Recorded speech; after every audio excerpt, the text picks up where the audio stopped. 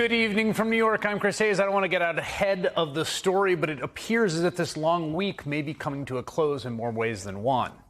Now, grading on a curve, strong curve, would-be Speaker of the House Kevin McCarthy had his best day yet today. Should say he still lost 2 more rounds of votes. He did, though, manage to win over most of his detractors, including some previous hardliners. And for the first time, he actually won more votes than his Democratic challenger, Hakeem Jeffries. So golf clap. Now, negotiations are still underway. They are adjourned right now in Congress. They're going to come back at 10 p.m. When they reconvene just 2 short hours from now, McCarthy may finally become Speaker of the House. They seem confident that's the case. We'll see. But based on everything we've seen, it's obvious that even if McCarthy does clinch the gavel, it will be a Pyrrhic victory. This will leave him the weakest speaker in modern political history, almost certainly. And this entire historically incompetent ordeal, 13 votes over the course of 4 days, the first time a speaker's vote has gone on this long in over 160 years, highlights just how difficult it will be for Kevin McCarthy and Republican House leadership to maneuver a House Republican conference full of MAGA trolls and political nihilists. But before a single vote was held today, something else happened. Something that I think perfectly encapsulates the trajectory of the Republican Party. More crucially, our democratic health as a nation over the past 7 years.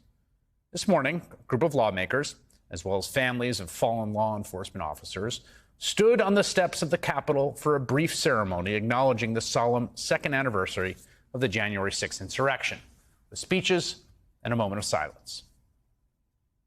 140 officers were seriously injured that day.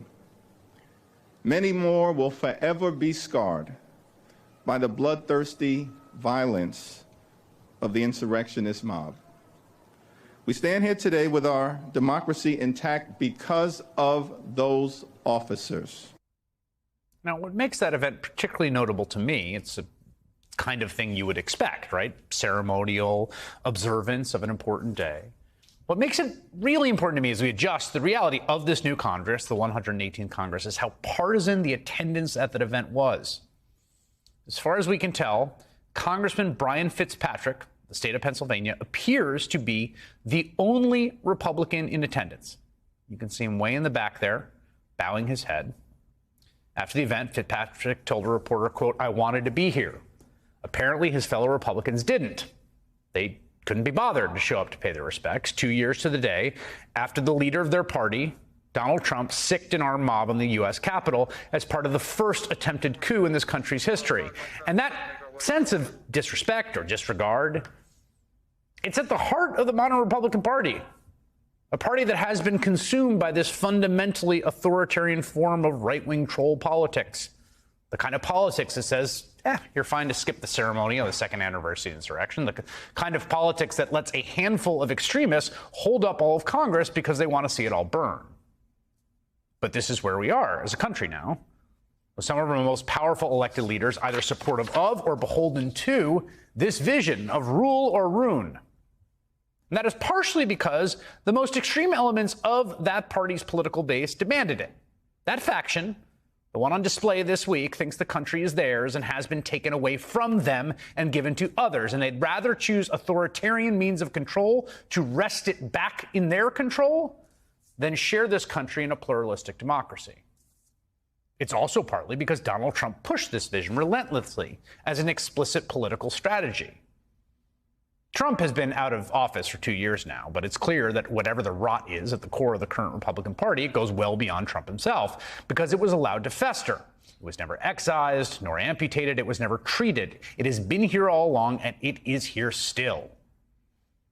Frustrated Republicans may give off-the-record quotes, hiding behind anonymity to take swipes at their more extreme colleagues. Republican Senate leader Mitch McConnell might hold a trolling press conference with President Biden where he touts their bipartisan accomplishments, knowing it will make the party base and Trump furious. But there has been, to this day, no serious, sustained, coordinated effort by the Republican Party to confront the ascendant strain of authoritarian populism in their ranks, one that, among its many failings, lacks at the basic level a coherent vision of the public good for all Americans, lacks an affirmative vision of shared public good that can be put into practice through governing. Here's the other thing about it. It's not good politics. It's clear the voters don't like it. They rejected this kind of politics in 2018 and 2020, and most remarkably, especially in 2022, when Democrats made appeals for democracy against MAGA extremism a key component of their election strategy. Many candidates who embraced this kind of coup-sympathizing troll populism, at least the ones who aren't gerrymandered into safe, deep red House seats, lost. And often they ran reliably well behind more conventional Republicans. But because of structural advantages and the reality of political gravity in midterm year, Republicans did still manage to narrowly, as we have been observing this week, flip the House by the thinnest of margins, which is why we are now in our current predicament. The most extreme portion of the GOP conference are the key leverage point within that party. They control the party's fate. And in order to win, Kevin McCarthy has spent the week giving them everything they want. Now, to be clear, those demands are a mix. Some of them are picayune, some are dangerous, some are procedural and fine. Together in the aggregate, though, they serve the purpose of making things as ungovernable as possible, as moving as much power away from leadership into the hands of that same caucus. For instance, reinstating the motion to vacate the chair, which will let any MAGA renegade call a vote of no confidence in McCarthy, or putting far-right Freedom Caucus members on the House Rules Committee to offer them a block veto on the basic mechanics of the People's House, or agreeing to let the fringe of the conference strap on the explosive vest and hold the entire country hostage during debt ceiling negotiations. All of which is to say these fights will keep happening over and over and over and over again. Kevin McCarthy will know no peace as Speaker. And the consequences of this intra-party squabble could have disastrous results for the rest of us in the entire country. And it is so grimly fitting this week, the timing of it all. It's happening today, culminating maybe on January 6th. We are in this position precisely because the Republicans refused to stamp out MAGA extremism after the insurrection, when it was clear to all how dangerous it was. Instead, they caved to it over and over and over again.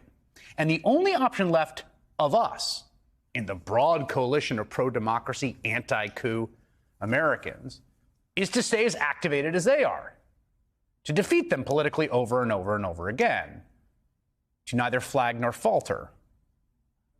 As Kevin McCarthy showed this week, and he did show one thing, he does not tire of losing. So it's the job of those who care about American democracy to put his endurance to a true test. Because tonight may very well end in a victory for Kevin McCarthy.